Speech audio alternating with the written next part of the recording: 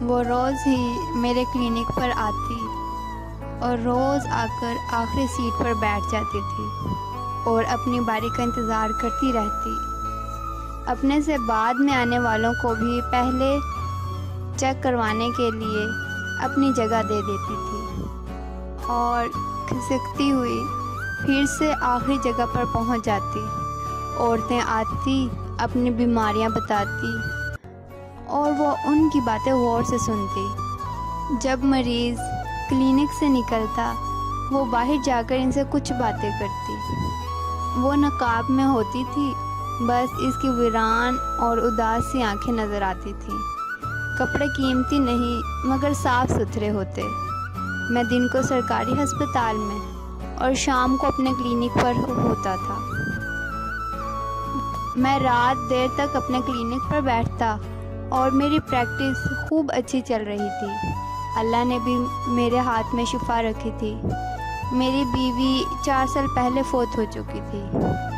میری کوئی اولاد نہیں تھی، اسی لیے زیادہ تر وقت کلینک پر گزرتا تھا۔ وہ روزانہ میرے کلینک آتی اور کافی دیر بیٹھی رہتی۔ آج اس سے پوچھنے کا ارادہ کیا کہ وہ روز کیوں اس طرح بیٹھی رہتی ہے۔ آج بھی وہ آخری سیٹ پر بیٹھی تھی۔ میں نے جاتے ہی ارادہ کیا کہ آج آخری سیٹ سے مریضوں کو بلاؤں گا۔ میں نے کہا ابھی بھی آپ آؤ۔ وہ اٹھی اور گھسیٹتے ہوئے قدموں سے پاس آ کر کھڑی ہو گئی۔ میں نے کہا بیٹھ جاؤ۔ وہ نہ چاہتے ہوئے بھی بیٹھ گئی۔ میں نے اس کا مسئلہ پوچھا۔ اس نے اپنا نقاب اتارا۔ میری نظر جیسے ہی اس کے چہرے پر پڑی، میں اپنے ماضی میں چلا گیا، جہاں میری امی کہہ رہی تھی بیٹا گاؤں سے بہت پیاری اور سلیقے والی لڑکی کا رشتہ آیا ہے، اگر تم کہو تو میں اسے تمہاری شادی کر دوں۔